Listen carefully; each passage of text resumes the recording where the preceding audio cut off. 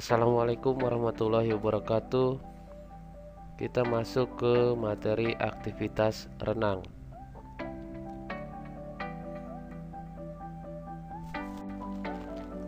Kompetensi dasar KD 3.8 menganalisis keterampilan dua gaya renang untuk keterampilan penyelamatan diri dan tindakan pertolongan kegawat daruratan di air dengan menggunakan alat bantu. KD 4.8 mempraktikkan hasil analisis keterampilan dua gaya renang untuk keterampilan penyelamatan diri dan tindakan pertolongan kegawat daruratan di air dengan menggunakan alat bantu. Indikator pencapaian kompetensi KD 3.8 memahami keterampilan renang gaya bebas, memahami keterampilan renang gaya dada, memahami keterampilan renang pertolongan, memahami keterampilan penggunaan alat bantu pertolongan, serta menganalisis keterampilan dua gaya renang untuk keterampilan penyelamatan diri dan tindakan pertolongan kegawat daruratan di air dengan menggunakan alat bantu.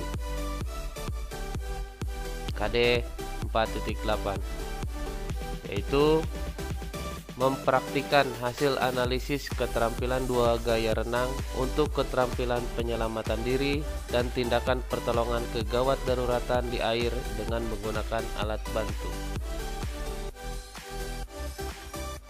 Tujuan pembelajaran.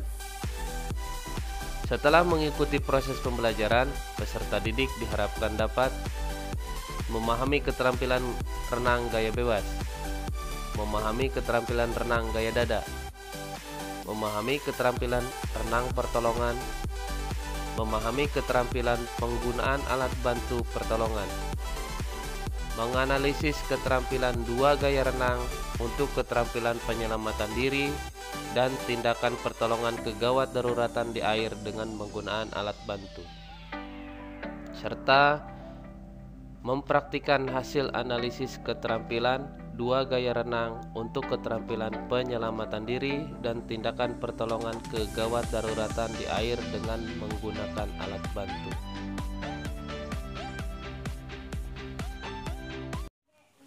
Sebelum melakukan aktivitas renang, ada baiknya kalian melakukan pemanasan terlebih dahulu.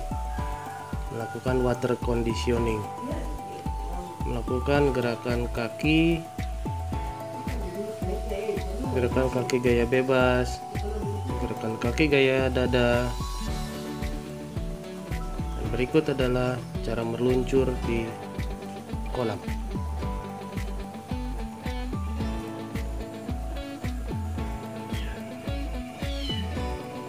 Ini gerakan gaya bebas, gerakan tangan, kaki, dan pernafasan.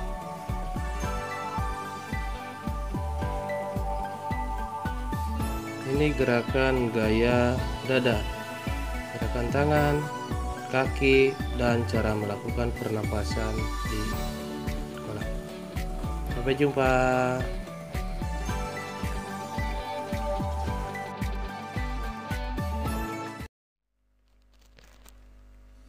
Apa yang Anda akan lakukan ketika melihat ini?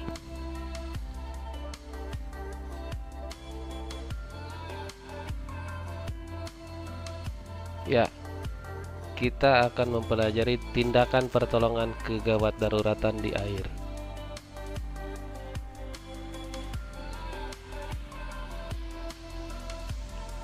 Keterampilan pertolongan di air merupakan bagian dari keselamatan di air. Tenggelam. Dalam Kamus Besar Bahasa Indonesia, tenggelam merupakan kejadian di mana seseorang jatuh terperosok atau masuk ke dalam air dan tidak muncul atau kelihatan lagi. Sedangkan menurut WHO, tenggelam atau yang dalam bahasa Inggris dikenal dengan drowning merupakan proses gangguan pernafasan diakibatkan oleh saluran pernafasan terendam air yang bisa mengakibatkan kematian. Penyebab tenggelam: tidak bisa berenang, panik ketika berada di dalam air, lemahnya pengawasan, tanpa sengaja menahan nafas di dalam kolam, tidak melakukan pemanasan sebelum berenang, tidak mematuhi peraturan yang berlaku di kolam renang atau di laut, kelelahan akibat terlalu lama berenang.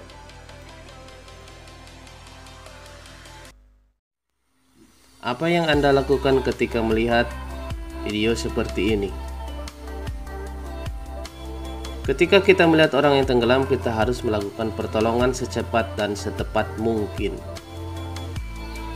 Kita bisa menggunakan metode RTRGT, yaitu pertama reach, yang kedua yaitu throw, yang ketiga row, yang keempat yaitu go,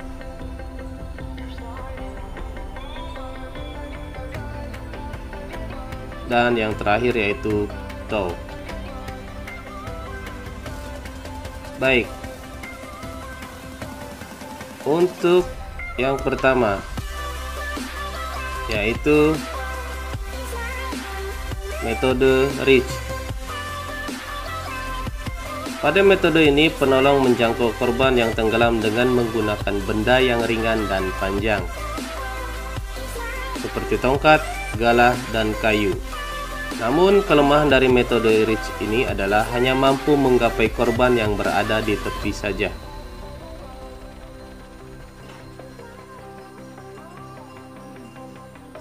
Metode throw. Metode throw hampir sama dengan metode reach. Metode ini sama-sama aman bagi penolong dan dapat dilakukan dari tepi kolam renang. Metode throw ini dapat dilakukan dengan cara melempar benda apung yang sudah terikat dengan tali, kemudian menarik korban dengan alat tersebut.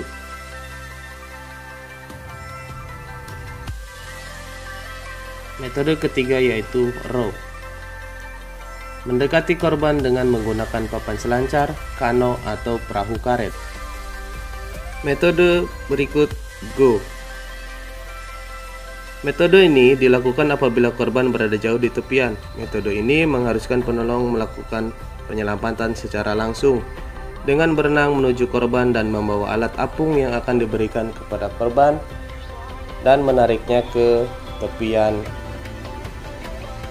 kolam atau pantai.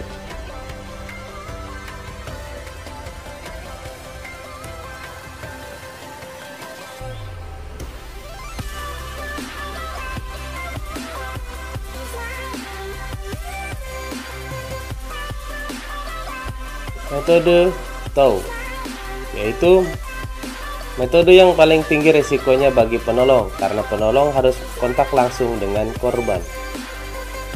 Pada metode ini, penolong berenang menuju korban, kemudian membawa korban ke tempat yang aman dan melakukan kontak langsung dengan korban.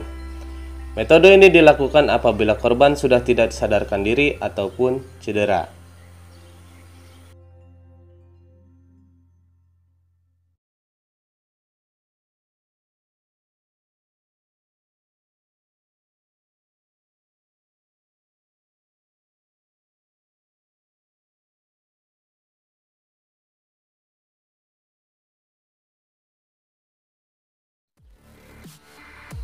Teknik membawa korban tenggelam ke tepi kolam atau ke tempat yang lebih aman.